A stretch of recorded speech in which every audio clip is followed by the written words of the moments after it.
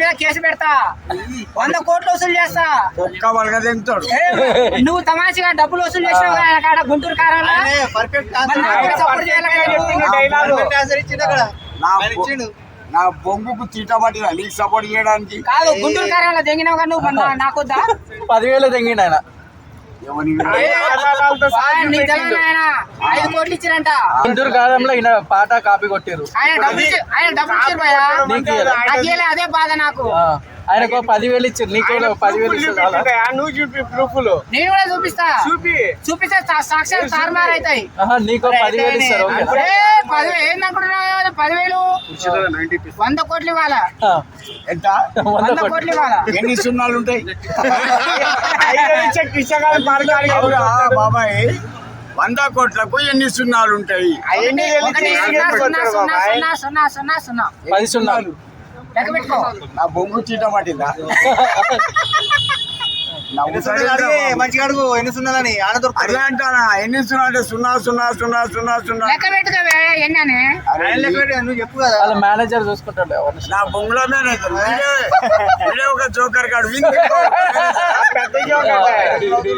చూసు ఏదైనా మాట్లాడితే పర్ఫెక్ట్ ఉండాలి బాబాయ్. నీ పర్ఫెక్ట్ గా చెప్తున్నా. మంచి మాట్లాడే పద్ధతి చెప్తలేడు.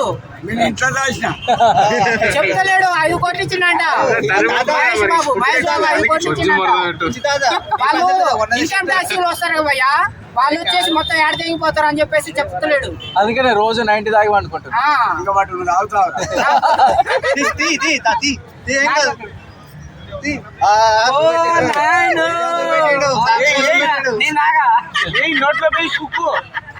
వెనక పిల్లల మీద వచ్చి పుల్ల కొట్టింది అనుకో, చూసినా కనపడదు. నాది చాలా క్రిమినల్ ఫ్రెండ్ బాబాయ్.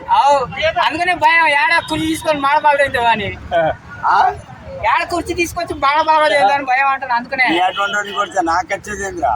ఏమో నా బొంగు పోషానం అది తాగి నీ మీద వాడో ఈడు అని చెప్పేసి కోపం మీద ఏం ఒకటి బాగింది.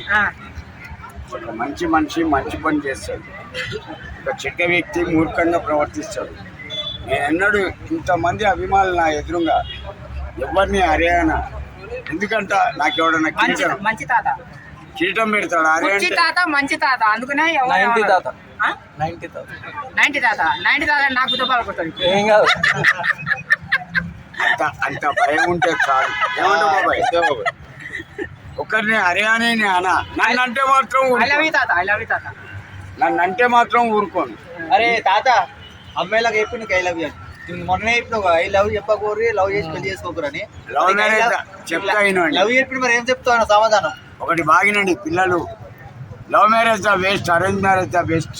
అది మొన్న చెప్పిన డైలాగ్ ఇప్పుడు ఈయన చెప్పినాక ఏం చెప్తావు? లవ్ మ్యారేజ్ నువ్వు లవ్ చేసి అరే పుట్టిందనుకో దుబ్బ వాళ్ళు నా భార్యని గిడికి నా భార్యను తేవడానికి.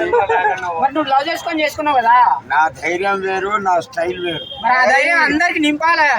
అంటే అది నా గాడుపా కొట్టాలి, గాలి కొట్టాలి. అందరు నింపుకొని ఇప్పుడు అరేంజ్ మ్యారేజ్ అనుకో, ఎక్కడెక్కడో సినిమాల శిఖరాలు తిరిగి అంత మొత్తం అయిపోయిన తర్వాత వీడికి వస్తుంది.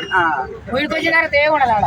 అదే లవ్ చేసుకున్నావు అనుకో, ఈడే రూపాయలు కట్ చేసుకుంటావు. నీ పిక్చర్ ఇక్కడ వల్గదెంగుతారు, నీ పిక్చర్ ఇక్కడనే కొట్టారు. అవునా కదా?